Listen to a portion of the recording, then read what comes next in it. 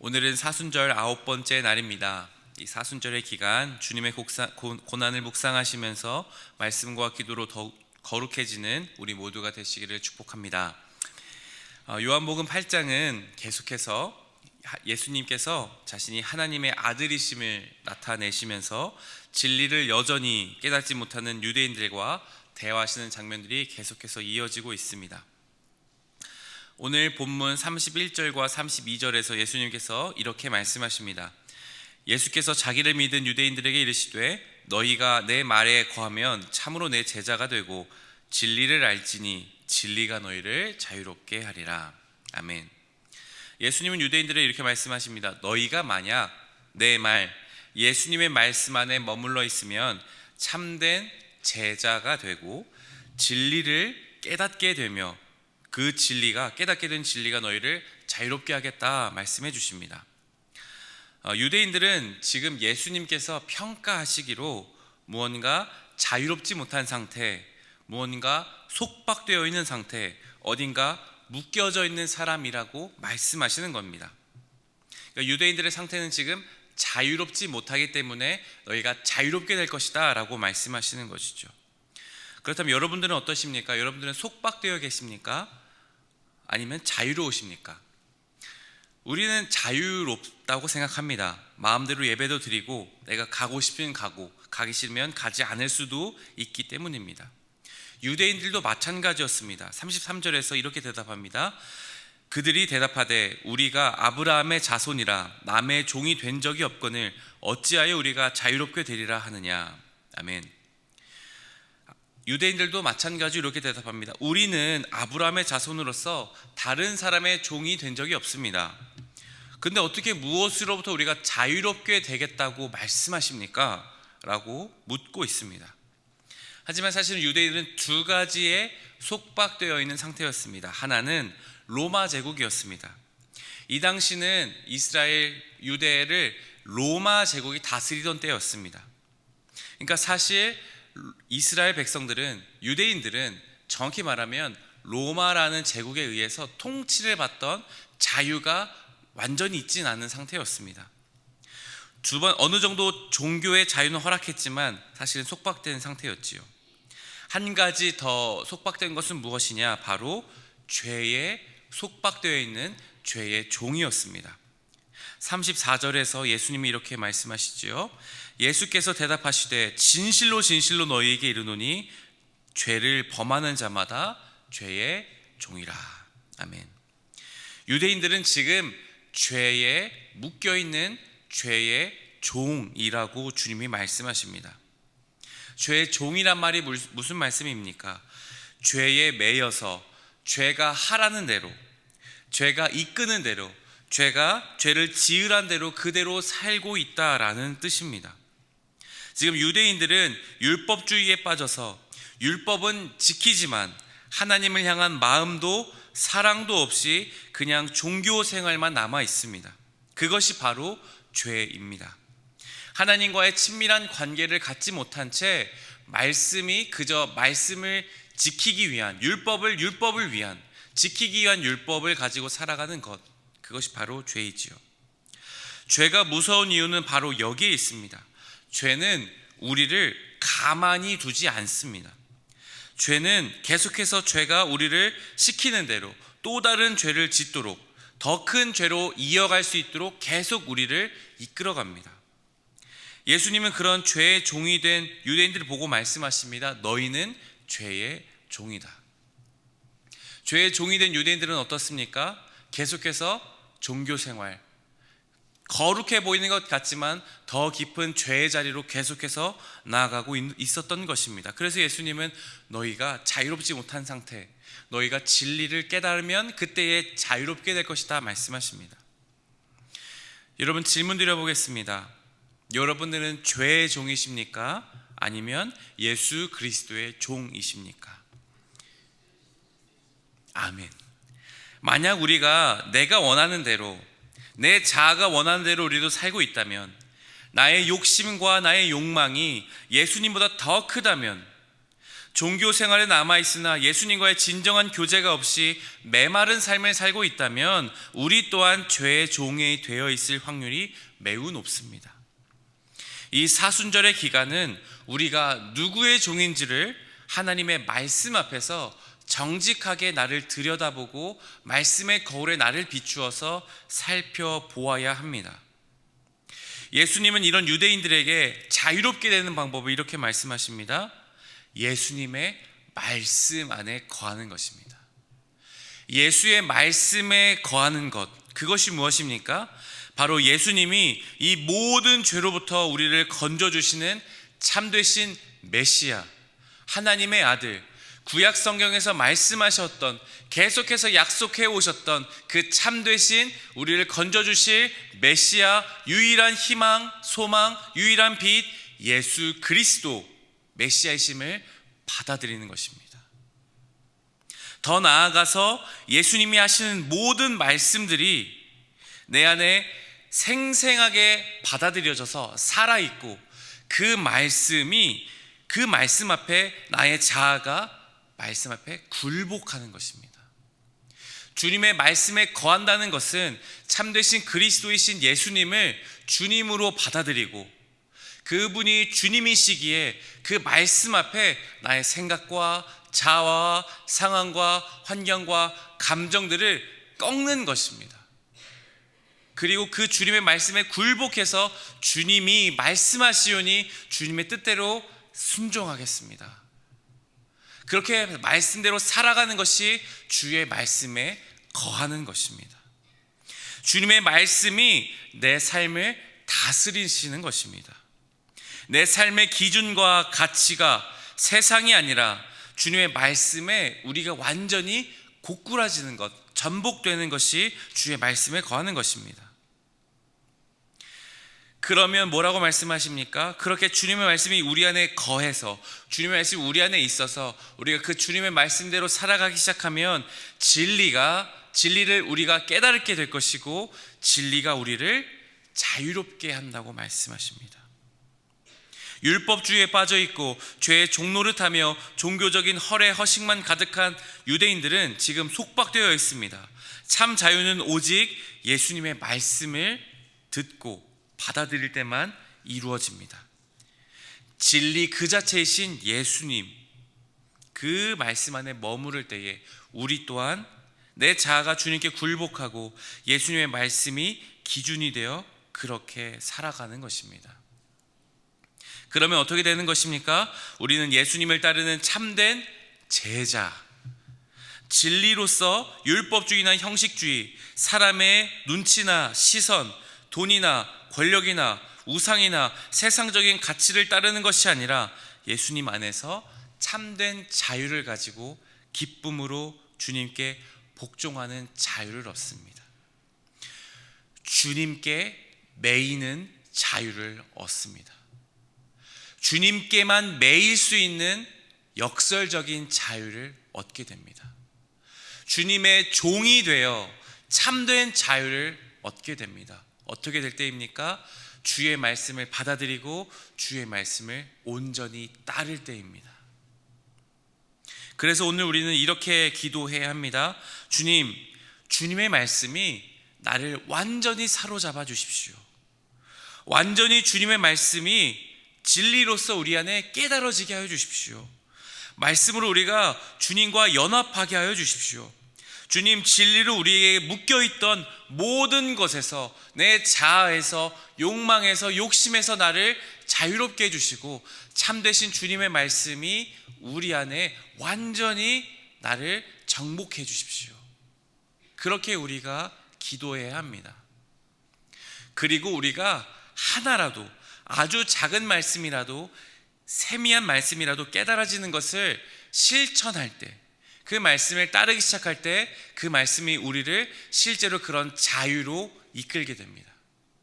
더 이상 죄를 짓도록 하라고, 더 큰 죄를 짓도록 우리가 속박되는 것이 아니라 주님의 종이 되어 말씀을 실천할 때 하나 둘씩 말씀을 더욱더 실천할 수 있게 되고 말씀의 자유를 느끼게 되고 자아에서 우리가 해방되는 것, 그렇게 말씀대로 살아갈 때만 그런 것을 우리가 느끼고 깨달아질 수 있게 된다라는 것입니다. 오늘 그런 주님의 말씀의 진리가 우리 가운데 모두 깨달아지고 실천할 수 있는 참된 복이 우리에게 다 임하게 되기를 간절히 축복합니다. 아멘. 우리 39절과 40절 말씀, 우리 39절은 제가, 40절은 여러분들이 읽겠습니다. 제가 먼저 39절 읽습니다. 대답하여 이르되 우리 아버지는 아브라함이라 하니 예수께서 이르시되 너희가 아브라함의 자손이면 아브라함이 행한 일들을 할 것이거늘. 지금 하나님께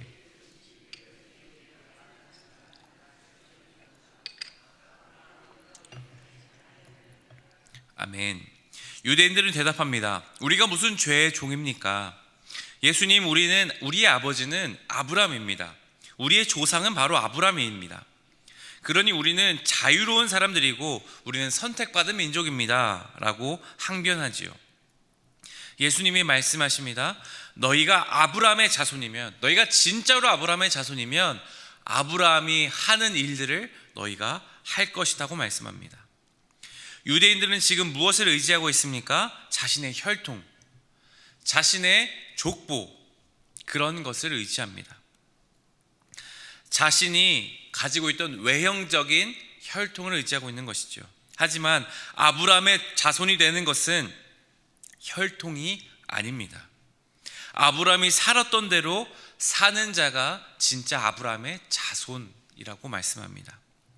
40절에서 이미 유대인들은 예수님을 죽이려 하고 있었던 그것 자체가 바로 예수님을 알아보지 못하는 것, 아브라함처럼 살아가지 않았던 삶의 모습을 나타내고 있는 것이라고 예수님은 말씀합니다. 그러니까 아브라함의 자손이라면 예수님을 죽이려 했겠습니까? 참되신 하나님의 아들 예수 그리스도를 알아보고 그 주님께 굽혀 경배했을 겁니다. 그러나 예수를 향해서 죽이려 하고, 예수를 향해서 시샘하고, 예수의 말씀에 어떻게든 꼬투리 잡으려고 애쓰지만 그것이 바로 아브라함처럼 살지 않고 있는 유대인들의 죄, 그것을 여실하게 보여주고 있는 것입니다.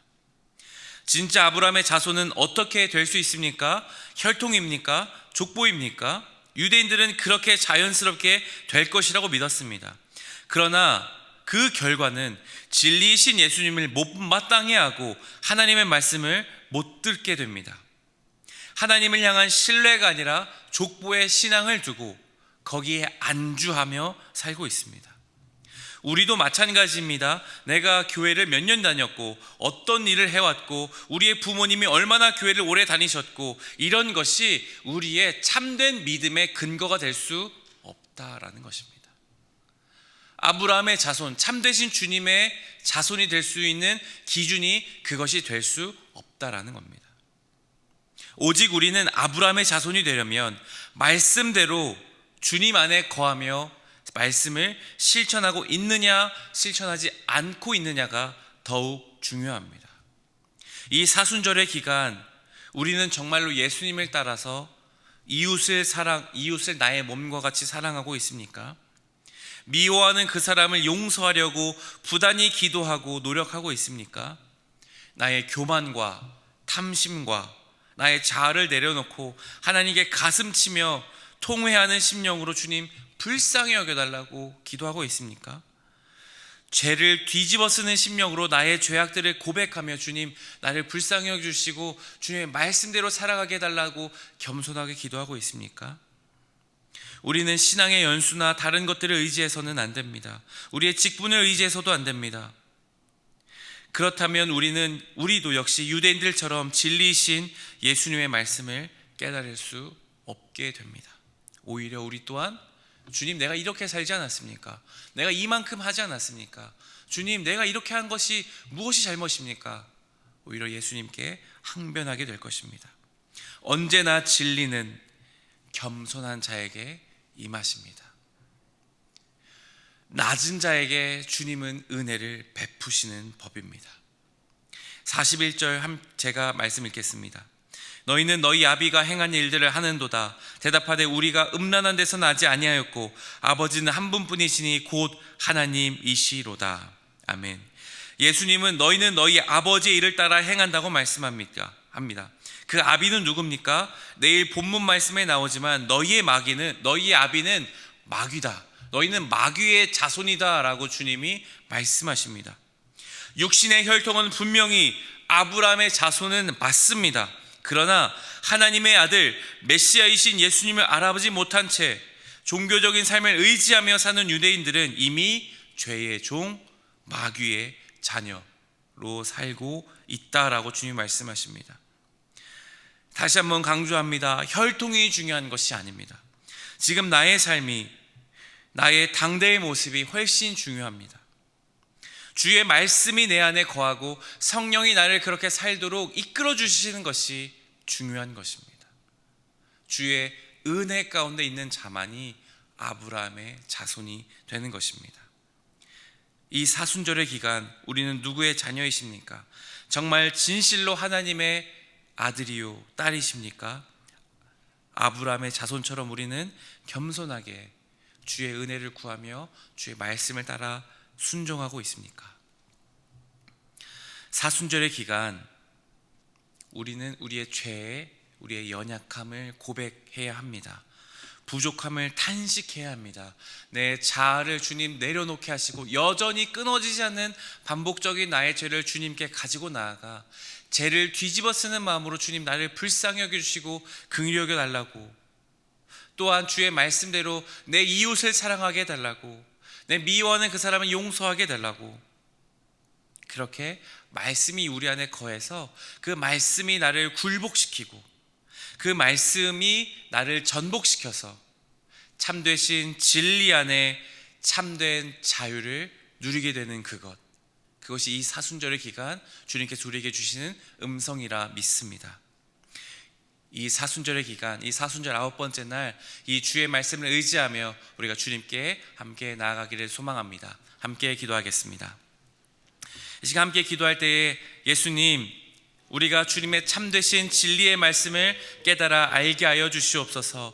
세밀한 주의 음성으로 이 시간 주님께 나아가오니 우리가 가지고 있던 욕망과 욕심과 자아는 내려놓고 죄를 뒤집어 쓰는 마음으로 우리 안에 있는 모든 더러운 것들을 주님 보게 하여 주셔서 주의 말씀에 우리를 굴복시켜 주시고 지금 이 순간부터 다시 주의 말씀을 따라 살아가는 참된 이 사순절의 절기, 주님을 참된 자유로서 맛보는 참된 능력이 우리 안에 거하게 하여 달라고 이 시간 기도하며 주님께 나아가시겠습니다. 함께 기도하겠습니다.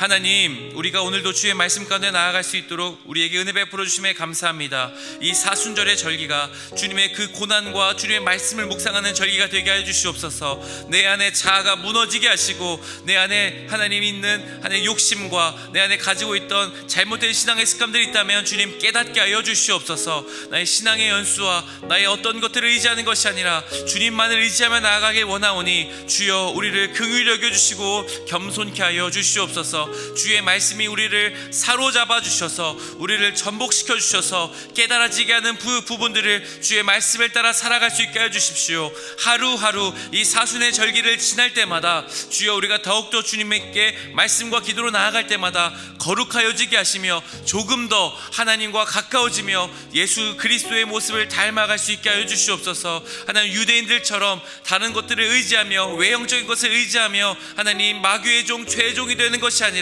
겸손하게 주님의 말씀 앞에 순종할 때에 주시는 예수 그리스도의 종, 예수님께 매이는 참된 자유를, 그 역설적인 자유를 우리에게 허락하여 주시옵소서. 참되신 예수 그리스도 앞에 우리가 묶여 살게 하여 주시옵소서. 참되신 진리이신 예수여, 우리를 불쌍히 여겨 주시옵소서. 우리를 위해 피 흘려 죽임당하시며 고난당하신 그것이 단지 그냥 예수님이 잘못해서 돌아가신 것이 아니라 우리의 죄, 나의 부족한 욕망과 욕심 때문에, 나의 자아 때문에, 나의 끊이지 않는 죄 때문임을 고백하며 나아갑니다. 주여, 그 사순의 절기에 주의 은혜를 우리가 의지하며 이 새벽에 주님께 나아 기도하오니 주여 우리를 불쌍히 여기시고 주의 말씀으로 우리를 새롭게 하여 주시옵소서. 주의 말씀이 우리 안에 거하여서 주의 말씀대로 우리가 살아가게 하시고 참되신 진리를 깨닫게 하시며 주님의 제자가 되며 그 진리 가운데서 우리가 자유를 누리게 하여 주시옵소서. 예수의 능력에 묵히게 되는 자유를 얻게 하여 주시옵소서. 그래 조금 더 예수님 닮아가는 모습으로 날마다 우리가 그 주님 배움는 그날까지 더욱더 주님의 말씀 앞에 나아가는 우리의 삶이 되게 하여 주시옵소서. 그렇게 행하실 주님의 이름을 의지하오며 예수 그리스도의 이름으로 함께 기도드립니다. 아멘.